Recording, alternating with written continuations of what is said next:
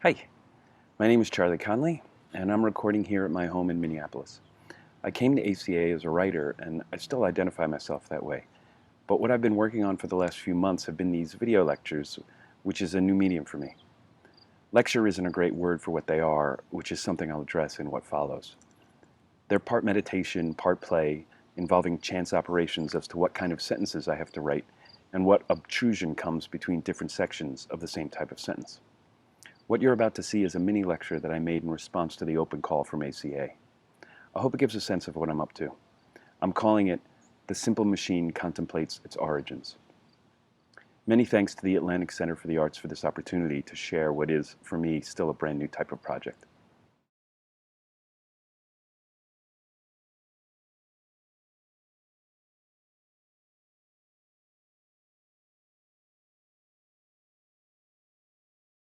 One, do you remember how you felt in late February, early March, when there was this virus spreading from Asia to Europe and then to America, and the idea that you should have 14 days of food and supplies on hand began to bubble up, and you started to wonder if you were going to have to spend 2 whole weeks isolated from your friends, locked out of your office, and stuck at home either alone or with your roommate or family? 2. And then, only a few weeks later, when maybe you were ordered by your governor to shelter in place, did you possibly even feel excited and motivated to start a project, finish a task, lose some weight, put on some muscle, condo your wardrobe, or bake some sourdough? What we need are machines that will enable us to do all the things we could do before we had them, plus all the new things we don't yet know we can do. 3.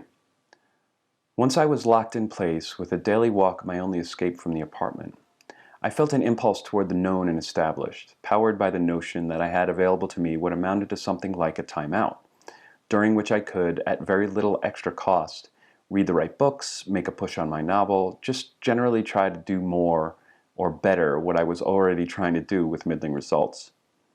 While at the same time, but on the other hand, I also had an inkling that this new situation demanded new forms of, for lack of a better word at hand, engagement.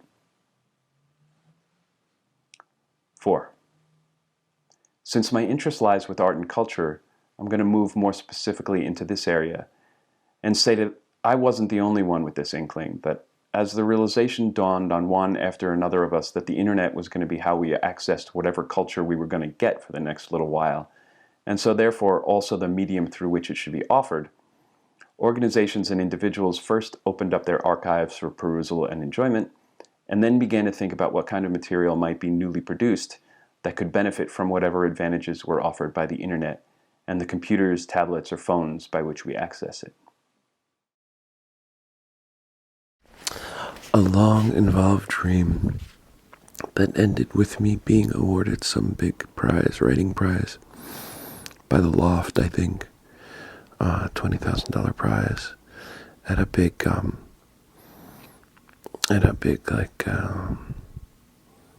event being held, and my name is announced, and I clap, and the event was not only to announce that was just like one of the things.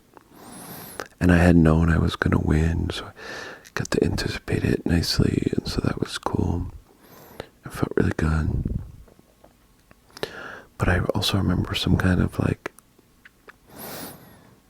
I had decided to stop working for them, and so it's like almost like the prize came at the wrong time. I had the sense that it came just like a beat too late. And that was a very long dream. I don't remember really what was going on, but it felt like a dream filled with lots of familiar faces, either family or really close friends. Also, Jennifer, the woman who runs the Loft, was in it. She was kind of her harried self. 5. One of those archived products that captured my imagination was a series of lectures from 2012 by William Kentridge, entitled 6 Drawing Lessons. 6. The reason I started watching them was that I needed something to listen to while I sewed a mask out of an old t-shirt. 7. It wasn't the case that I immediately put aside my novel to try to realize this inspiration, but until I did, I sensed that I wasn't following where the Spirit wanted to lead.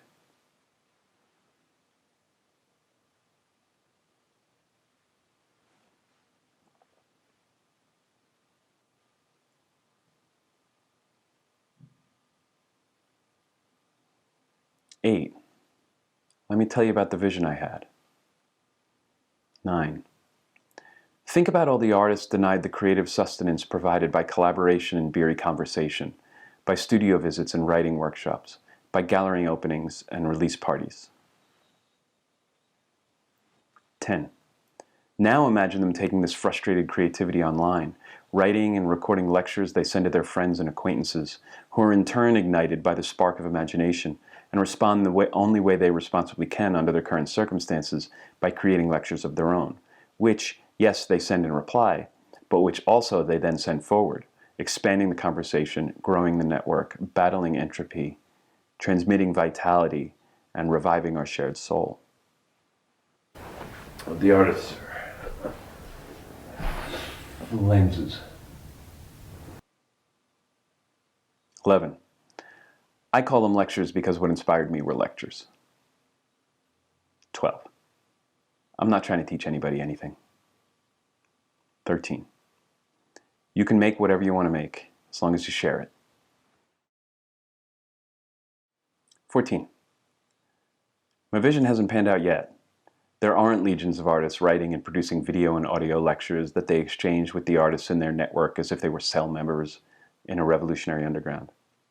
And there's no reason to think it ever will.